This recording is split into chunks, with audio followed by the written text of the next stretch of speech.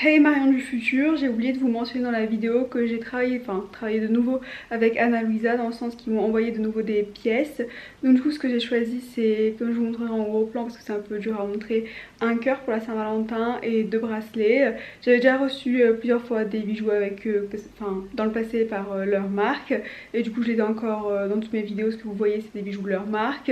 Comme vous pouvez voir, genre ils deviennent pas noirs parce que des fois si c'est genre pas du vrai or ou du vrai argent, ils deviennent noirs, alors que là dans ce cas là comme c'est du vrai or et du vrai argent, et ben ils déteignent pas.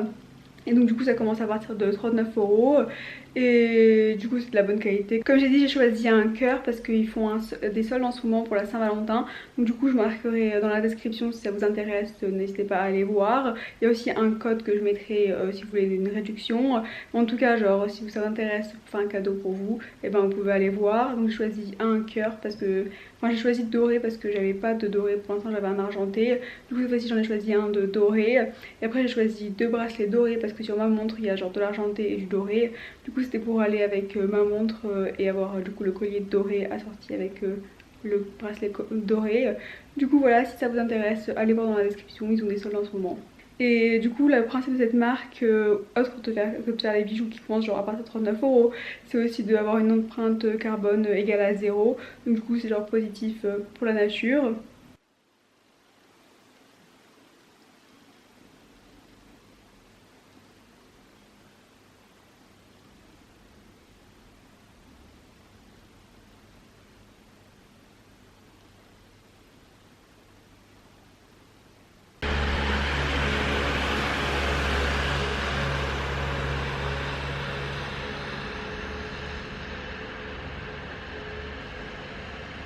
Hey, bonjour tout le monde et bienvenue dans un nouveau vlog. J'ai pas vlogué depuis un petit moment parce que j'avais un gros examen à faire que je pensais pas réussir parce que c'est le plus gros examen jusqu'à la fin de médecine. Donc du coup j'ai fait une bonne partie de mon parcours maintenant et c'était pharmacologie numéro 2, pharmacologie et toxicologie, et du coup je l'ai réussi. Donc du coup je suis hyper contente et je l'ai réussi avec 27 sur 30, donc je crois que ça fait 16 ou 18 sur 20, je sais plus. Et du coup je suis super contente aussi pour la note parce que je m'attendais pas du tout à avoir une aussi bonne note. J'ai eu genre la meilleure note de toutes les personnes qui l'ont fait cette fois-ci, et il y avait personne de mon année en cours qui le faisait. Donc du coup j'étais genre super contente de l'avoir un passé et deux avec une bonne note. Et voilà, après quand j'ai eu terminé mon examen, j'étais KO. Et du coup j'ai dormi jusqu'au lendemain matin. Genre je me suis endormie à genre peut-être 7h le soir. Je me suis réveillée à 7h le lendemain. Après j'ai rangé mon appartement hier. Aujourd'hui je vais recommencer à travailler un autre examen que je pensais pas faire parce que je pensais pas réussir cet examen là, mais c'est hématologie et oncologie et c'est la possibilité de le faire, c'est le 24 février. Aujourd'hui on est le 14 février, ça veut dire qu'il me resterait 9 jours pour faire l'examen. J'ai déjà un peu travaillé la matière et j'ai pas beaucoup de chance de le réussir, mais enfin en réalité si j'y vais et que je le réussis, tant mieux. Si j'y vais et je le réussis pas, tant pis, ça fait rien. Si j'y vais et je réussis avec une mauvaise note et j'ai envie d'avoir une meilleure note, je peux le refaire en avril ou je peux le refaire quand je veux. Donc du coup tant qu'à faire, genre au lieu de jeter ma chance et de pas y aller, tant qu'à faire j'y vais. Et après genre je verrai ce que je fais, si j'accepte la note ou si je refuse la note, ou si dans tous les cas j'ai pas réussi, il faut que je le refasse. Du coup c'est ce que je vais faire maintenant. Du coup voilà, bienvenue de nouveau à mon bureau. Du coup le matériel que j'ai pour hématologie, oncologie et tout le reste de ces matières là, c'est des cours que mon prof il a fait en classe. C'est genre c'est la transcription de ce qu'il a dit en cours, mais il y a des phrases genre qui veulent rien dire du tout. Par exemple genre, j'étais en train de lire tout à l'heure et c'était où? La phrase ça fait donc aujourd'hui on fait un screening avec une échographie de l'abdomen et du pelvis une fois par an. Et après la ligne du tout il y a marqué myélopoïèse splénique de la vie fœtale. Point. Genre c'est ça la phrase. Genre sans aucun sens. Donc du coup je sais pas s'il faut faire un approfondissement sur la myélopoïèse splénique de la vie fœtale ou si c'est genre juste une phrase comme ça. Du coup je vais juste lire sur Wikipédia c'est quoi la myélopoïèse splénique de la vie fœtale. Et je pense que c'est tout ce que je vais faire. Du coup il faut que je fasse ça en hématologie.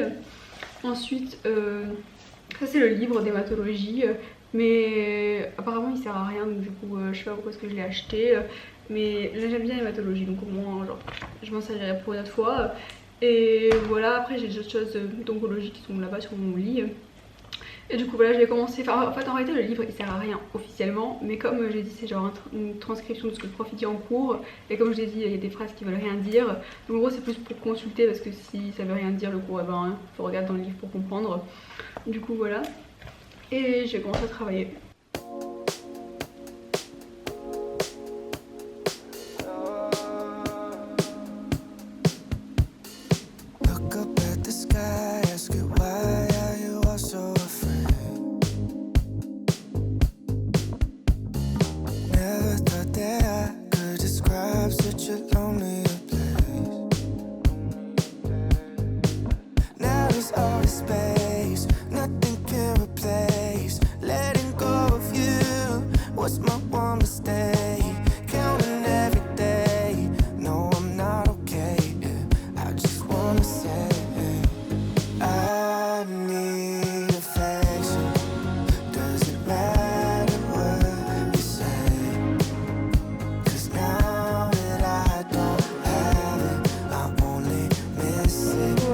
Beaucoup dehors. Non, pas comme ça. On voit pas trop parce qu'il n'y a pas. Mais il neige grave beaucoup. Je sais pas comment montrer parce qu'il n'y a pas de superficie noire. Oh, ok, il fait super froid. Genre c'est tout ce qu'il y a sur mon balcon. Et genre dehors, enfin il y en a un tout petit peu sur la route, mais genre c'est en train de. Genre. Neiger énormément en ce moment. Il est maintenant 15h et quelques, je suis toujours en train de travailler mais j'ai pris un Advil aujourd'hui et dans les 3 derniers jours dans les 2 derniers jours j'ai pris 7 Advil, oui 7, parce que j'ai super mal à la tête et ça passe pas genre quoi que je fasse. Donc du coup j'ai mis l'humidificateur parce que mon chauffage il sèche l'air. Du coup j'ai mis l'humidificateur que j'ai acheté avec les huiles essentielles, au moins ça désodorise un peu ma chambre et aussi ça humidifie un petit peu l'air. Du coup je vais voir si ça marche mieux. Aussi les 2 derniers jours j'ai pas porté mes lunettes et j'ai pas porté mes lentilles parce que je sais pas pourquoi. Et du coup peut-être c'était pour ça que j'ai mal aux yeux, donc du coup aujourd'hui j'ai mis mes lentilles et je vais voir si ça va mieux. En tout cas j'espère que ça va passer parce que c'est pas super. Peut-être aussi c'est parce qu'il fait plus froid que les derniers jours, j'en sais rien. Je suis genre une grand-mère maintenant, genre quand le temps il change, genre j'ai mal à l'épaule ou des choses comme ça, c'est genre pas bon de vieillir.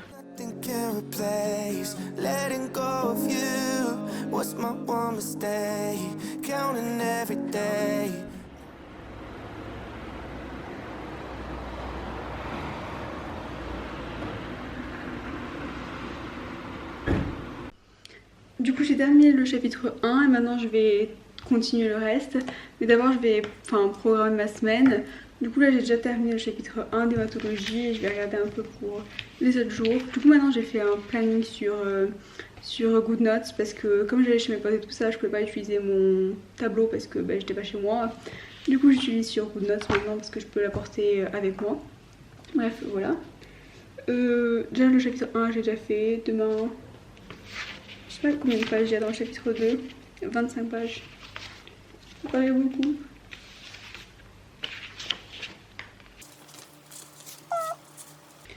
Ok, je vais dire genre. Je pense du coup plutôt que d'écrire un chapitre entier, ce que je vais faire c'est le diviser en des petits morceaux parce que autrement genre c'est trop énervant de tout faire d'un coup. Et je vais alterner entre hématologie et chimiothérapie, enfin oncologie. Et du coup je vais faire ça. Du coup ça commence par la chimiothérapie, je sais pas pourquoi. Après ça commence par l'anémie. Du coup je vais faire l'anémie et après je ferai de l'oncologie. Et je vais alterner comme ça, bref. Ça sert un peu à rien que je vous montre, enfin que je vous dise ce que je fais. Je vais plutôt vous faire un timelapse.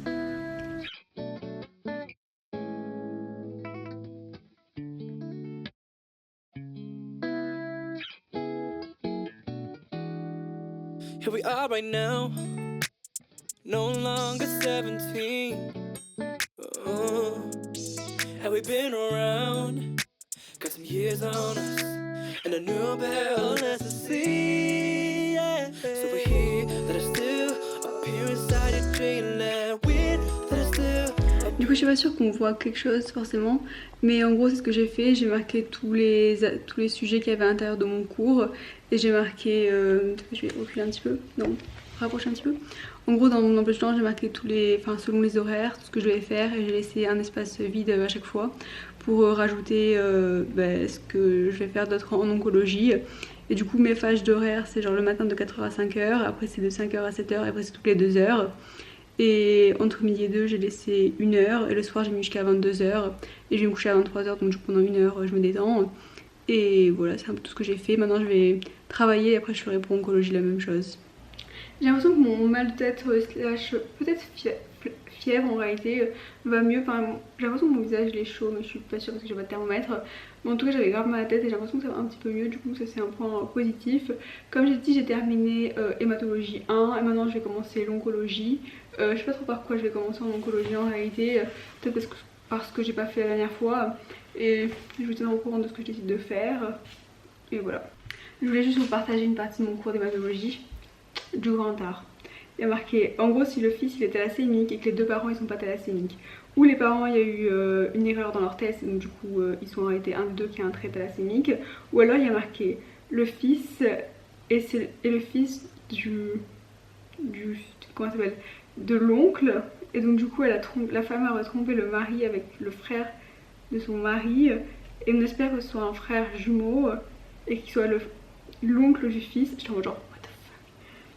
Et en réalité le père biologique au lieu d'être le mari de la tante.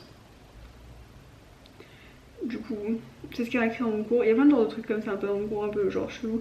Ce que je vous ai dit tout à l'heure, genre c'est exactement ce que le prof il a dit en cours. Du coup il y a des fois il y a un peu des expressions napolitaines, genre au moment il y a marqué capen. En gros pour dire que le patient il est mort, capenter, c'est à dire qu'il est tombé genre la tête par terre. Et donc du coup voilà, super intéressant. Et maintenant je vais faire oncologie.